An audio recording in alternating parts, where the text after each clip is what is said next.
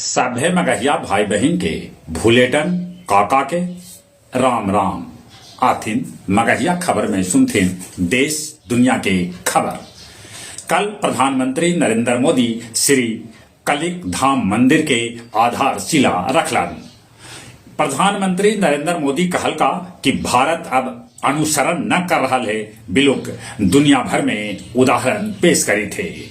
मुख्यमंत्री नीतीश कुमार 338 गो पुलिस वाहन के हरियर झंडा देखा के कैलन रवाना।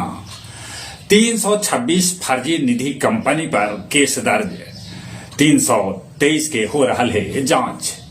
राजद के जन विश्वास यात्रा आज से मुजफ्फरपुर से शुरू हुए। राहुल गांधी के भारत जोड़ो न्याय यात्रा उत्तर प्रदेश पहुंचल, बाकी समाजवादी पार्टी के एको लोग इनमें शामिल न होलन। मायावती लोकसभा के चुनाव अकेले लड़ सकत। राजस्थान के नेता महेंद्र नाथ सिंह कांग्रेस छोड़ के भाजपा में शामिल हो गए। दिल्ली के आसपास डटल किसान सभे के साथ सरकार कर रहा है बातचीत। महाराष्ट्र के गढ़ चिरौली में एगो केन बम जंगल में पुलिस कैला गिरफ्तार। पाकिस्तान में होल चुनाव में धांधली के आरोप आजो लगा रहलन है इमरान समर्थक। इजराइल हमास युद्ध में 29,000 से बेसी फिलिस्तीनी के मौत के है अनुमान। मालदीव के राष्ट्रपति पर महाभियोग लगावल जा सका है। आज नमामि निरंजना अभियान के कैल जात बोधगया में शुभारंभ।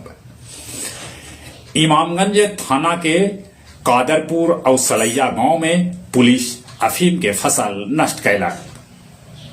गया जिला में 10 महीना में 23 लाख लीटर नीरा के उत्पादन और बिक्री कैल गए। नव कुंभ सेवा संस्थान के तत्वावधान में बोधगया में आयोजित कैल गए कवि गोष्ठी। और अब कुछ खेल के समाचार।